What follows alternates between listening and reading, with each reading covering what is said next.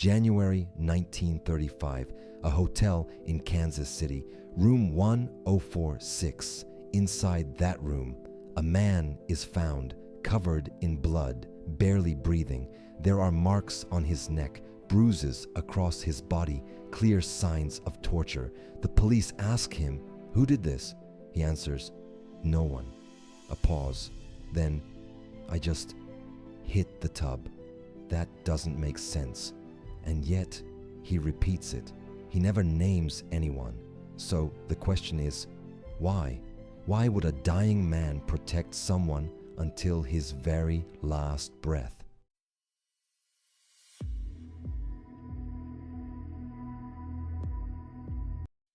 January 2nd, 1935. The lobby of the hotel president is quiet. Cold air slips through the doors and people pass by, focused on their own destinations. Then a man walks in. Nothing about him stands out, and yet something feels wrong.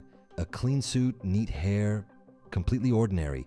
But the longer you look, the less he feels ordinary. He approaches the front desk and speaks briefly. No small talk, no eye contact. Like a man who doesn't plan to stay long, he signs the register, Roland T. Owen. The handwriting is clear but unfamiliar. He asks for a room, a high floor, a quiet space. Room 1046.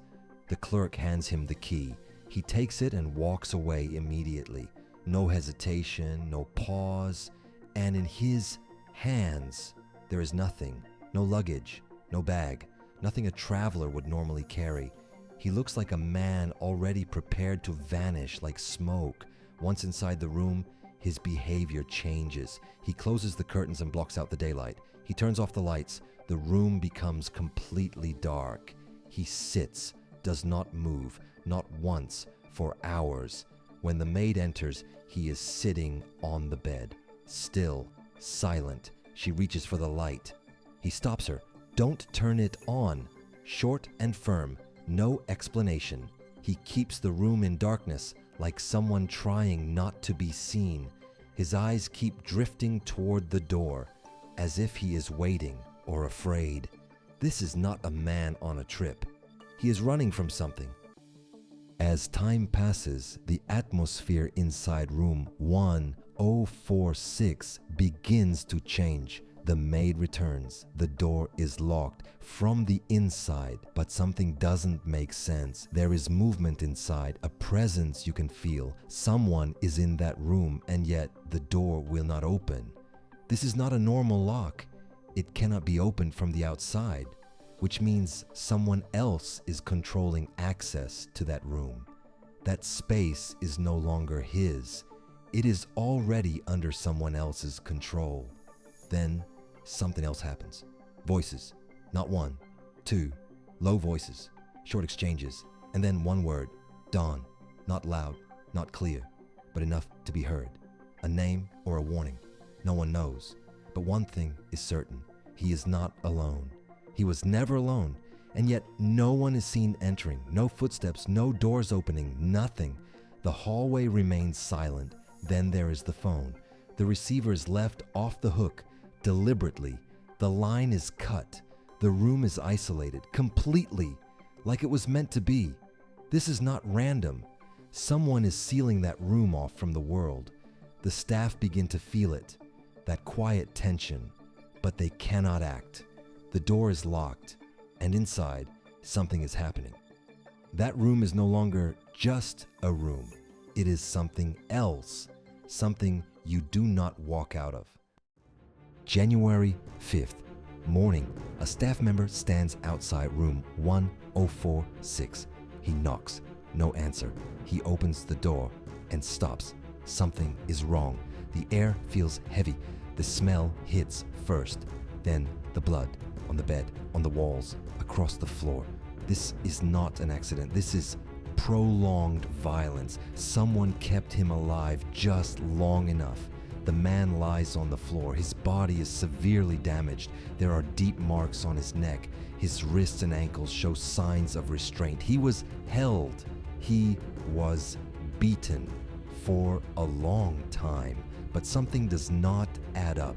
The room is too clean, too controlled, too intentional. The furniture is barely disturbed. There are no signs of a struggle. And then his belongings. Gone. Clothes, toiletries, personal items. Everything has been removed. This is not chaos. This is controlled, deliberate. Someone cleaned this scene. He is taken to the hospital. His breathing fades. His consciousness slips. The police ask, "Who did this?" At first he says nothing, then finally he speaks. "No one." The officers hesitate. They ask again, "Are you sure?" With what little strength he has left, he answers, "I just hit the tub. It makes no sense." But he repeats it again and again. Then he's gone. He never tells the truth.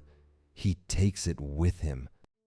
Time passes. The investigation continues, but they cannot identify him. The name he gave was false. He was never Roland T. Owen. A year later, a break. His real name is revealed. Artemis Ogletree. His family is found. But what they say makes everything worse.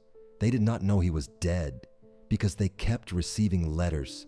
"I'm doing well."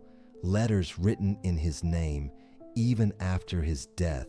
Someone was continuing his life after he was already dead.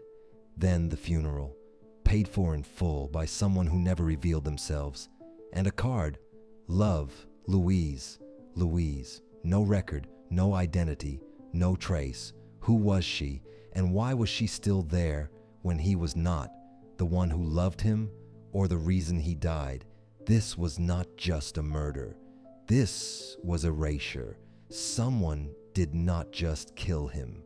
They removed him. 90 years later, this case remains unsolved. A crime of passion, organized crime, or something far more complex. But one question still remains. Why did he stay silent? What was he protecting? Was it someone or something else? Maybe what he feared was not death, but what would happen after. Room 1046 still exists, and this story never truly ended. Did he really just hit the tub, or was something else inside that room, something we still do not understand? He spoke, but he didn't tell the truth, and maybe that silence was the most important thing he ever did. This story ends here. But in the darkness, stories remain. Will you stay for the next one? Dark Case Hub.